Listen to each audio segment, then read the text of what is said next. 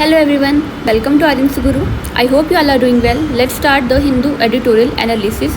So the first editorial is Sword Relations, Higher US Tariffs and India's Trade Disadvantage. So context क्या है आपके पास इस editorial का। सो जो रिसेंट डेवलपमेंट देखी गई है, जो यूएस है अंडर द ट्रम्प एडमिनिस्ट्रेशन उसने इम्पोज करा है 25% tariff plus penalty on the Indian exports. Cause क्या है इसका, जो इंडिया के हाई टैरिफ बैरियर हैं और जो continue trade and defence engagement है विद द रशिया, वो इसका जो है कॉज है, जो आपके पास हाई टैरिफ जो है इम्पोज किए जा रहे हैं by the US under the Trump administration. Result क्या है इसका, स्ट्रेटेजिक स्ट्रेन है इंडिया यूएस ट्रेड टाइज में, पोटेंशियल डिले है और डीरेलमेंट है bilateral trade agreement. Key issues क्या है आपके पास इंडिया यूएस ट्रेड रिलेशंस में। So high tariff and market access. So US जो है क्रिटिसाइज़ करता है इंडिया की हाई टैरिफ को और नॉन टैरिफ बैरियर्स को। सेक्टर जो टारगेट करे गए हैं जैसे कि एग्रीकल्चर हो गया, डेयरी हो गया, ई कॉमर्स हो गया, फार्मास्यूटिकल्स हो गया और डिजिटल ट्रेड हो गया। इंडिया की स्ट्रेटेजिक ऑटोनॉमी क्या है आपके पास, जो इंडिया है वो कंटिन्यू करता है as energy and defence partnership with the Russia, जो साइड करता है स्ट्रेटेजिक ऑटोनॉमी को। यूएस का जो इंक्रीजिंग लिंक है आपके पास जियो पॉलिटिकल अलाइनमेंट में to the train outcomes India के साथ।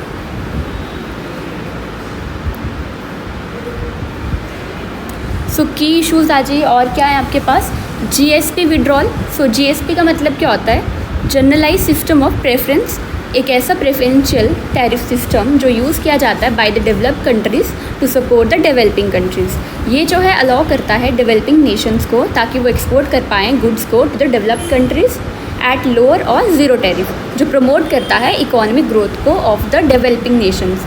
ठीक है, तो 2019 में जो यूएस है उसने रिवोक कर दिया इंडिया के जीएसपी को, जो जीएसपी के बेनिफिट्स इंडिया ले रहा था उसको रिवोक कर दिया गया bye the US in 2019।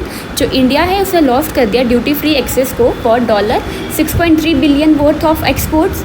Mini trade deal के आपके पास एक मिनी डील जो है वो नेगोशिएशन में थी, बट जो है इसे मटेरियलाइज नहीं करा गया क्योंकि the lack of consensus on the tariff reduction and the digital trade barriers, मतलब जो कंसेंसस है उसके लैक की वजह से और रिडक्शन में टैरिफ में जो देखने को मिली है हमें वो नहीं हो पाई आपके पास। ठीक है, जो डिजिटल ट्रेड बैरियर हैं उनकी वजह से जो मिनी डील है आपके पास वो नेगोशिएट नहीं हो पाई।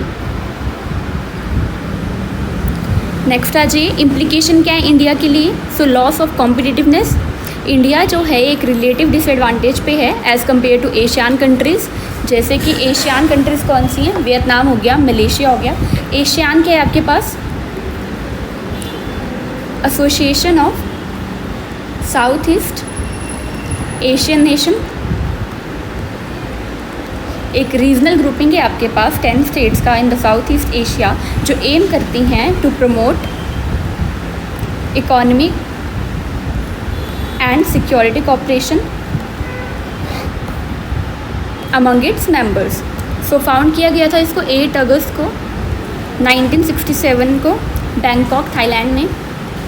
इसके हेडक्वार्टर्स जो हैं वो आपके पास जकार्ता में हैं, इंडोनेशिया। करंटली कौन कौन से मेंबर हैं आपके पास इसके, सो 11 एशियान कंट्रीज़ हैं अभी आपके पास।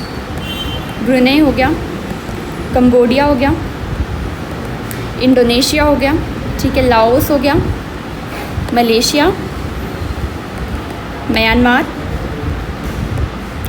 फिलीपींस, सिंगापुर, थाईलैंड,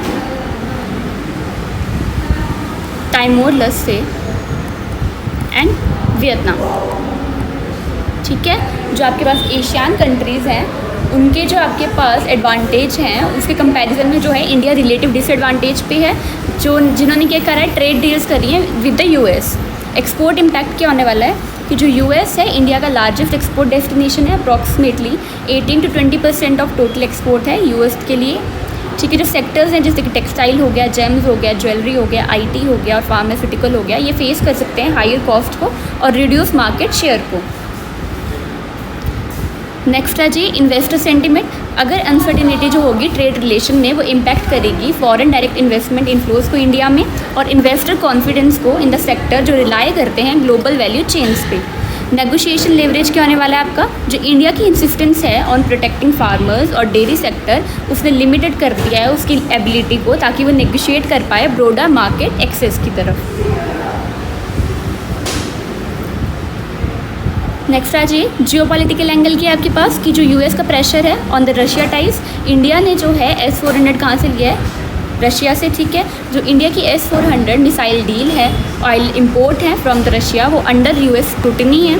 जो यूएस है वो यूज़ करता है CAATSA मतलब countering America's adversaries through sanctions act, ताकि वो प्रेशर कर पाए कंट्रीज़ को जो इंगेज हैं रशिया के साथ, मतलब वो सैंक्शन इम्पोज कर देगा ताकि वो कंट्रीज़ को प्रेशर कर पाए। स्ट्रेटेजिक बैलेंसिंग मतलब इंडिया जो है फेस कर रहा है challenge of balancing between Russia जो उसका लॉन्ग टाइम डिफेंस पार्टनर है और यूएस जो उसका क्रिटिकल पार्टनर है for tech and economy. Quad dynamics के हैं आपके पास। सो स्ट्रेन ट्रेड टाइज जो है वो क्या कर सकती है, इफेक्ट कर सकती हैं ब्रॉडर इंडो पैसिफिक कोऑपरेशन को under the quad framework. So quad क्या है आपके पास? क्वाड्रिलेटरल सिक्योरिटी डायलॉग, एक स्ट्रेटेजिक फॉर्म है between Australia, India, Japan and the US, ठीक है। नेक्स्ट आ जाइए, पॉलिसी रिकमेंडेशंस क्या है और वे फॉरवर्ड क्या है आपके पास। सो ट्रेड डाइवर्सिफिकेशन, रिड्यूस करना है over dependence on the US by boosting exports to EU, Africa, Middle East, और एक्सपेंड करना है फ्री ट्रेड एग्रीमेंट्स को, जैसे कि इंडिया EFTA डील होगी जो आपके यूरोप की नेशंस के साथ है। डोमेस्टिक रिफॉर्म्स क्या करना है आपको, सिंप्लीफाई करना है डोमेस्टिक टैरिफ स्ट्रक्चर को और एड्रेस करना है नॉन टैरिफ बैरियर्स को, ताकि आप अट्रैक्ट कर पाओ ग्लोबल पार्टनर्स को। World Trade Organization mechanism use, आपको जो है लिवरेज करना है World Trade Organization dispute resolution mechanism को, ताकि आप चैलेंज कर पाएँ यूनिलेटरल टैरिफ को if inconsistent with the global trade norms. World Trade Organization के हेडक्वार्टर्स आपको याद रखने हैं जो कि हैं जिनेवा में, स्विट्ज़रलैंड में। सो स्ट्रेटेजिक नेगोशिएशन इंश्योर करना है बैलेंस ट्रेड पैक्ट को, preserving India's national interest, while जो है आपको लिमिटेड कंसेशंस लगाने हैं on IPR, digital trade and agriculture. Strengthen करना है आत्मनिर्भर भारत को। ओके, जो IPR है वो क्या है आपके पास, इंटेलेक्चुअल प्रॉपर्टी राइट्स। ये राइट जो हैं ग्रांट किए जाते हैं इंडिविजुअल्स को और ऑर्गेनाइजेशन को over creation of their minds, जैसे कि इन्वेंशन हो गया, लिटरेरी हो गया या आर्टिस्टिक वर्क्स हो गया, डिज़ाइंस हो गए, सिम्बल्स हो गए, नेम्स हो गए, इमेजेस हो गए जो आप कमर्स में यूज़ करते हैं according to the World Trade Organization. Okay, so strengthen करना है आत्मनिर्भर भारत को, इम्प्रूव करना है डोमेस्टिक मैन्युफैक्चरिंग कॉम्पिटिटिवनेस को, ताकि अब्जॉर्व किया जाए एक्सटर्नल शॉक्स को फ्रॉम ट्रेड सैंक्शंस और पेनल्टीज़। सो एडिशनल फैक्ट्स क्या हैं UPSC के लिए।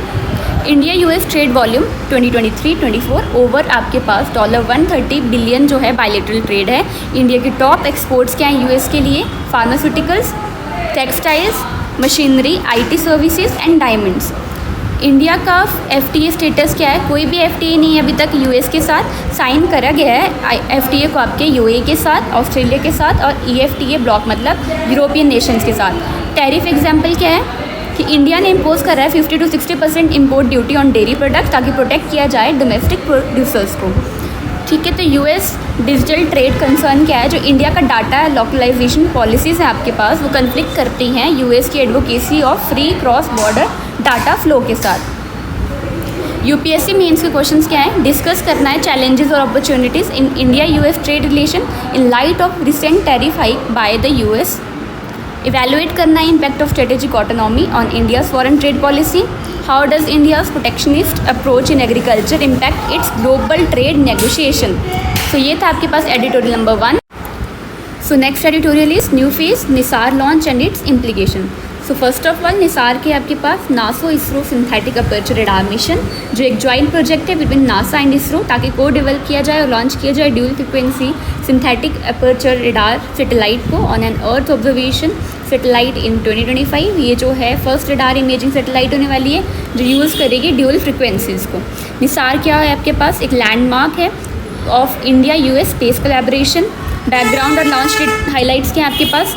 सो mission name GSLV F-16, launch date July 30, launch vehicle GSLV Mark II Indian launch vehicle.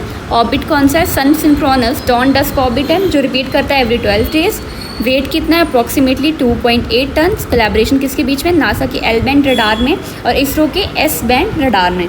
First of its kind है क्योंकि first dual frequency synthetic aperture radar satellite होने वाली है जो ऑपरेट करेगी from 2 different space agencies. Scientific capabilities and application. So key feature क्या है आपके पास, रेडार पेनिट्रेशन जो डिटेक्ट करेगा अर्थ के सरफेस में changes up to a few centimetre. All weathering monitor है आपके पास, ऑपरेट करेगा चाहे क्लाउड्स हो, रेन हो, स्मोक हो या डेंस वेजिटेशन हो। हाई टेम्पोरल रिजोल्यूशन है, रिपीट करेगा observation every 12 days with consistent lighting. Application क्या है आपके पास, earth science and climate monitoring में। सो ट्रैक करेगा ग्लेशियर फ्लोज को, पोलराइज शेल्फ कार्विंग को और सी लेवल राइज को। मैप करेगा बायोमास एंड मॉनिटर करेगा कार्बन सिक्वेस्ट्रेशन को जो हेल्प करेगा क्लाइमेट कमिटमेंट्स में। डिज़ास्टर रिस्क रिडक्शन में हेल्प करेगा, सपोर्ट करेगा Sendai framework of 2015 to 30 by monitoring earthquake, landslide, volcanic activity, flood plains and subsidence. Agriculture और अर्बन प्लानिंग में हेल्प करेगा टू मॉनिटर सॉइल मॉइस्चर हो गया, क्रॉप हेल्थ हो गई आपके पास, अर्बन एक्सपेंशन हो गया। ट्रैक करेगा अर्बन सबसिडेंस को इन मेगा सिटीज़ जैसे कि दिल्ली हो गया, मुंबई हो गया, कोलकाता हो गया। इन्वायरमेंटल प्रोटेक्शन देगा, मैप करेगा मैनग्रोव कवर को, फॉरेस्ट लॉस को एंड लैंड यूज चेंज को। असिस्ट करेगा पॉलिसी इन्फोर्समेंट में under schemes like CAMPA and green India mission. So CAMPA क्या है आपके पास, so K band ground infrastructure, need to expand ground station for the high speed data reception. Data processing के लिए क्या challenges है आपको कि आपको एनेबल करना है automated cloud based processing for the rapid analysis. Real time application क्या है, स्टेट एजेंसीज जो है उनको एनालाइज करने की ज़रूरत है, एनालिसिस करने की ज़रूरत है। जो एनालिसिस डाटा है वो होना चाहिए आपके पास within the hours for the effective use. So future requirements क्या है, नीड है आपके पास ऑथराइज करने की फॉलोअप SAR मिशंस को before 2030 to ensure the continuity. Data governance में क्या है, इंडिया को जो है फाइनलाइज करने की ज़रूरत है डाटा शेयरिंग फ्रेमवर्क्स को जो प्रमोट करें प्राइवेट सेक्टर इनोवेशन को, इंश्योर करें नेशनल सिक्योरिटी को by protecting the sensitive geographic data. So geopolitical and strategic significance क्या है आपके पास, सॉफ्ट पावर डिप्लोमेसी है, कंफर्म करता है इंडिया की रिलायबिलिटी को as a partner for high value high precision collaboration. So technology transfer, facilitate future joint mission and potential tech sharing जैसे कि स्पेस ग्रेड मटेरियल हो गया, सॉफ्टवेयर सिस्टम्स हो गया। इक्वल पार्टनरशिप चैलेंज क्या है आपके पास, जो नासा लेड मैंने की डिज़ाइन रिव्यूज़ है आपके पास to move to the parity. India को जो है मस्ट इन्वेस्ट करने की ज़रूरत है एडवांस मटीरियल्स में, डीप स्पेस कम्युनिकेशंस में और सिस्टम इंटीग्रेशन में इंगेज करने की ज़रूरत है in the scientific and mission planning. So prelim focus points, NASA ISRO synthetic aperture radar जो फुल फॉर्म है निसार की। रेडार्स कौन सी, L band of NASA and S band of ISRO. Launch vehicle कौन सा है, GSLV Mark 2। ऑर्बिट कौन सा है, सन सिंक्रोनस। रिविजिट टाइम कितना है, आफ्टर 12 डेज। डाटा एप्लीकेशन का है, अर्थ ऑब्जर्वेशन में, डिजास्टर मैनेजमेंट में, अर्बन प्लानिंग में और क्लाइमेट स्टडीज़ में। की फ्रेमवर्क्स जो है सपोर्ट किए गए हैं वो कौन से, Sendai framework, IPCC models. So IPCC के आपके पास इंटर गवर्नमेंटल पैनल और क्लाइमेट चेंज जो आपके पास इंटर गवर्नमेंटल बॉडी है ऑफ यूनाइटेड नेशंस। उसका जॉब क्या है कि प्रोवाइड करना है government of at all level with scientific information that they can use to develop climate policies. So जो IPCC है वो है आपके पास intergovernmental panel on climate change, जिसका काम क्या है ताकि वो प्रोवाइड कर पाए सभी गवर्नमेंट्स को eight all level with the scientific information जो है वो यूज़ कर रहे हैं अपने क्लाइमेट पॉलिसीज़ को डेवलप करने में।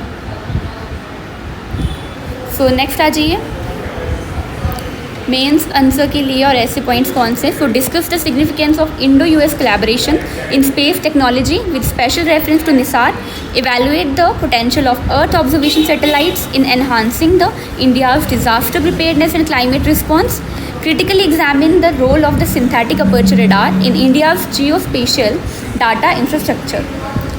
सो ये था आपके पास। नेक्स्ट आ जाइए वे फॉरवर्ड क्या इंडिया के लिए। So launch indigenous NISAR mission post NISAR to build the self reliant time series data sets, develop करना है ह्यूमन कैपिटल को in advance space system, engineering and AI based satellite data processing, create करना है real time data portals को for ministries like agriculture, Jal Shakti and environment, strengthen करना है international leadership को by taking proactive roles in global space partnership, जैसे कि Artemis हो गया, लूनर गेटवे हो गया। सो ये था आपके पास निसार के ऊपर एडिटोरियल। नेक्स्ट आ जाइए editorial number 3, nudges from the court, silence from the commission. So कौन सा आपके पास एडिटोरियल में जो इशू है वो हाईलाइट करा गया है, बिहार के इलेक्टोरल रोल्स के रिगार्डिंग। ठीक है, तो इशू क्या है, जो इलेक्शन कमीशन ऑफ इंडिया है वो कंडक्ट कर रहा है स्पेशल इंटेंसिव रिवीजन जो इलेक्टोरल रोल्स हैं बिहार में उनके लिए, जिसमें रिक्वायर्ड है वोटर्स को to submit the fresh proof of citizenship within the 1 month. Concern क्या है, जो मिलियंस हैं specially the poor and marginalised वो फेस कर सकते हैं डिसइनफ्रेंचाइजमेंट को due to stringent and the inaccessible documentation requirements. जो सुप्रीम कोर्ट का रोल है वो क्या रहा है, उसने रेज करा है प्रोबिंग क्वेश्चंस को, बट सिर्फ हमें जो है टेक्निकल रिस्पॉन्सेज ही मिले हैं अभी तक ECI की तरफ से। सो लीगल एंड कॉन्स्टिट्यूशनल डायमेंशन क्या है आपके पास। सो कॉन्स्टिट्यूशनल प्रोविज़न जैसे कि आर्टिकल 326 हो गया जो प्रोवाइड करता है universal adult suffrage based on resident not the documentation. Article 325 जो प्रोहिबिट करता है exclusion from the electoral rolls on the ground of religion, caste and sex etcetera. Due process क्या है, जो इलेक्टोरल एक्सक्लूजन है आपके पास without the fair hearing violate करता है आर्टिकल 21 को, राइट टू लाइफ को। की सुप्रीम कोर्ट जजमेंट कौन सी है, लाल बाबू हुसैन वर्सेस ERO 1995 जो इलेक्टोरल रोल एक्सक्लूजन है without due notice is unconstitutional. Mohammad Rahim Ali versus state of Assam 2024 में आपके पास सुप्रीम कोर्ट ने कहा था कि जो सिटीजनशिप स्टेटस है वो जो रिवोक नहीं किया जा सकता without proper legal procedure. So administrative and ethical concern कौन से हैं, फ्रॉम इंक्लूजन टू एक्सक्लूजन। जो अर्लियर प्रिजम्पशन थी आपके पास, जो एवरी अडल्ट है वो वोटर है अनलेस प्रूवन अदरवाइज, अब जो है इसको रिवर्स कर दिया गया है, you are excluded unless you prove you belong. मतलब आपको जो है प्रूव करना है कि आप जो है इंडिया से बिलोंग करते हैं, इंडिया के सिटीज़न है, मतलब प्रूफ देना आपको अपनी सिटीजनशिप का, तभी जो आप अपना राइट टू वोट है उसको यूज़ कर पाओगे as per the Election Commission of India in the Bihar. Echoes है आपके पास of Assam NRC national register of citizen, जिसमें आपके पास एक रजिस्टर है जिसमें इंडियन सिटीज़न जो है उसके बारे में लिखा जाता है, मेंटेन किया जाता है by the government of India, particularly Assam के कॉन्टेक्स्ट में, जहाँ पे डॉक्यूमेंटेशन इश्यूज है उसकी वजह से क्या होता है, स्टेटलेसनेस हो जाती है। प्रॉब्लम क्या है डॉक्यूमेंटेशन के साथ, डॉक्यूमेंट जैसे कि बर्थ सर्टिफिकेट हो गया, पासपोर्ट हो गया, वो रेयर है among the rural and poor population. So birth certificate के लिए हमारे पास नेशनल फैमिली हेल्थ सर्वे के डाटा के अकॉर्डिंग 2001 और 5 के बीच में सिर्फ 2.7% जो पॉपुलेशन है उनको बर्थ सर्टिफिकेट इशू किया गया है, बाकी जो आपके पास पॉपुलेशन है उनको जो है बर्थ सर्टिफिकेट इशू नहीं करा गया है। तो बर्थ सर्टिफिकेट अगर आप यूज़ कर रहे हो तो आपके लिए क्या है, वो एक तरह से यूज़फुल नहीं है। पासपोर्ट बिहार में सिर्फ 2% लोगों के पास ही पासपोर्ट है, तो आप इन डॉक्यूमेंट्स को यूज़ कर रहे हो तो क्या फ़ायदा है इनको यूज़ करने का। सो वाइडली हेल्ड डॉक्यूमेंट जैसे कि आधार हो गया, राशन कार्ड हो गया, उनको नहीं एक्सेप्ट किया जा रहा है। अप्रॉक्सीमेटली 65 लाख पीपल जो हैं बिहार में वो पोटेंशियली एट द रिस्क हैं कि उनका जो राइट टू वोट है वो उनसे छिन जाए। So historical and comparative perspective क्या है, India's democratic leap. So independence के टाइम पे इंडिया ने एक्सटेंड करा था राइट टू वोट को to all the adults regardless of class और एजुकेशन। इनोवेटर्स जैसे कि सुकुमार सेन हो गए, उन्होंने एनेबल करा था मास पार्टिसिपेशन को despite the logistical challenges. Gym crow analogy जो US की हिस्ट्री है वो शो करती है कि जो लीगल टूल्स है जैसे कि पोल टैक्सेस हो गया, लिटरेसी टेस्ट हो गया, उनको यूज़ किया गया था to deny the voting rights to African American. ये ओनली लैंडमार्क इंटरवेंशन है जैसे कि वोटिंग राइट्स एक्ट ऑफ 1965 जिसने रिस्टोर करा था इंक्लूसिविटी को in the US। So election commission का रोल और क्रिटिसिज्म क्या है, सो मैंडेट है अंडर द आर्टिकल 324 कि इलेक्शन कमीशन जो है कॉन्स्टिट्यूशनली मैंडेट है ताकि उसको इंश्योर करना है फ्री एंड फेयर इलेक्शन को, सिर्फ जो है क्लीन वोटर लिस्ट जो है उनको ही इंश्योर नहीं करना है। करंट अप्रोच जो है वो ट्रीट करती है इलेक्शंस को like entrance exam, not democratic entitlement. Concern क्या है, fail to address the ground realities जैसे कि मॉनसून टाइमिंग हो गई, इंफ्रास्ट्रक्चर गैप्स हो गया, एक्सेस बैरियर हो गया, डॉक्यूमेंटेशन बैरियर हो गए, टाइम बैरियर हो गया। ठीक है, रिस्पॉन्सेस क्या है आपके पास, टेक्निकल है, इग्नोर किया जा रहा है ह्यूमैनिटेरियन एंड कॉन्स्टिट्यूशनल डायमेंशन को। So way forward and policy recommendation, reaffirm करना है प्रिंसिपल ऑफ प्रिज्यूम सिटीजनशिप को, revert to the norm you vote because you are the citizen not because you can prove it, accept करना है broader range of documents को, include करने की ज़रूरत है आधार को, राशन कार्ड को, वोटर आईडी को, जो आपके पास कॉमनली जो लोगों के पास हैं। Legislate due process for the electoral roll changes, ensure करना है नोटिस को, हेयरिंग को और अपील मैकेनिज्म को before the removal. Supreme Court की डायरेक्शन की ज़रूरत है, हमें जो है मूव करना है फ्रॉम द नजिफ टू क्लियर जुडिशियल डायरेक्शन ताकि सेफ गार्ड किया जाए वोटर राइट्स को। सो सोल्यूशन क्या है आपके पास? So role of civil society and parliament, public campaigns हो गया, एनजीओ की सपोर्ट होगी, लेजिस्लेटिव ओवरसाइट हो गया, वो बहुत ज़्यादा क्रूशियल हैं ताकि अपहोल्ड किया जाए यूनिवर्सल फ्रेंचाइज को। इंस्टीट्यूशनल रिफॉर्म कौन से हैं आपके इलेक्शन कमीशन ऑफ इंडिया में जिनको ज़रूरत है, इंश्योर करने की ज़रूरत है ट्रांसपेरेंसी को, पब्लिक अकाउंटेबिलिटी को, इंडिपेंडेंस ऑफ द कमीशन को। कंसीडर करना है मल्टी मेंबर अपॉइंटमेंट कमेटी को instead of the executive control appointments, recommendation of multiple civil society reports. Key facts कौन से प्रीलिम्स के लिए? सो एसआईआर क्या होता है? Special intensive revision of voter rolls. Article 326 universal adult franchise. Article 325 prohibit करता है exclusion from the electoral rolls on discriminatory grounds. Sukumar Sen जो हैं इंडिया के फर्स्ट चीफ इलेक्शन कमिश्नर हैं जिन्होंने सर्व करा था 1950 टू 1958। ज्ञानेश कुमार जो है करंट चीफ इलेक्शन कमिश्नर हैं जो सर्व कर रहे हैं from 2024 up to now. So Jim Crow era US laws जिन्होंने डिसइनफ्रेंचाइज करा था ब्लैक वोटर्स को थ्रू प्रोसीजरल हर्डन। नेक्स्ट आ जाइए प्रोबेबल यूपीएससी मेन क्वेश्चंस कौन से? In the name of the electoral integrity India risk disenfranchising its most vulnerable, critically examine universal adult franchise was not an administrative accident but a democratic revolution. Comment कीजिए इस पर। Next आ जाइए discuss the constitutional legal and ethical dimension of voter list revision exercises in India. Evaluate the role of Election Commission of India in upholding the spirit of democracy. So ये था आपके पास editorial regarding the Bihar electoral roll revision. Next आ जाइए editorial number 4 transforming early childhood care and education. So context and significance क्या है? Topic कौन सा एरिया जो है कवर कर रहा है? एजुकेशन को, सोशल जस्टिस को, गवर्नेंस को, डेवलपमेंटल पॉलिसीज़ को। रेलिवेंस किसके रिगार्डिंग है? GS2 गवर्नेंस सोशल जस्टिस के रिगार्डिंग, GS1 पेपर सोसाइटी के regarding, GS4 ethics in public services and ऐसे।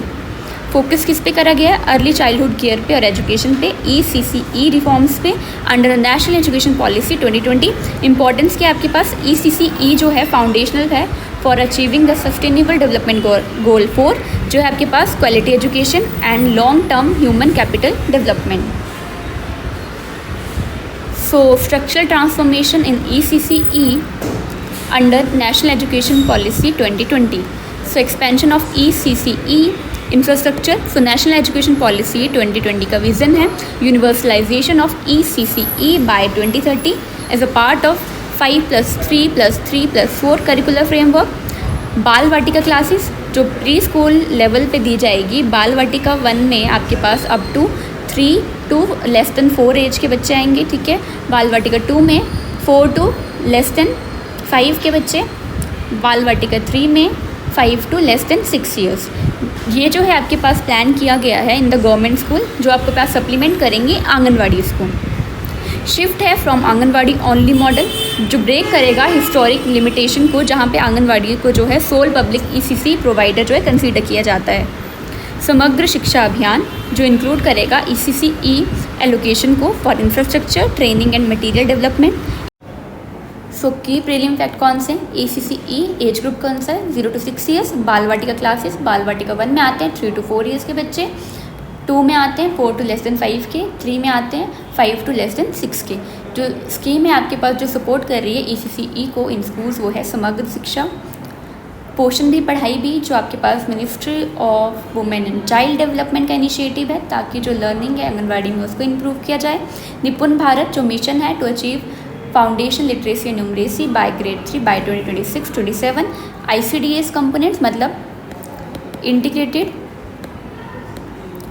Child development services. जो एक फ्लैगशिप प्रोग्राम है इंडियन गवर्नमेंट का, जो फोकस है on improving the health and the nutrition status of young children and mothers, जिसे launch करा गया था 1975 में। One of the world's largest initiative है for the early childhood care and development, जिसमें आपके पास कौन से कंपोनेंट हैं? Health, nutrition, immunisation, non formal pre school and referral. Next आ जाइए, UPSC relevant analysis for GS2 governance social justice, universalising ECCE in the cornerstone of equitable and quality education in India. Discussed in light of National Education Policy 2020, Anganwadis have historically been nutrition focused. Should they transition into learning focused centers? Critically examine this. GS1 Indian society. So ECCE is a social equalizer but also a site of inequity. Comment on this. Essay, educating the youngest, laying the foundation of an inclusive India. First 1000 days, the unseen battlefield of India's human capital war. So ये था आपके पास editorial number 4. So I hope आपको समझ आया हो. Thanks for watching and please like, comment and subscribe Aryan से Guru, and PDF का लिंक आपको डिस्क्रिप्शन बॉक्स में दिया गया है, आप जाके देख सकते हैं. Thanks for watching and have a good day.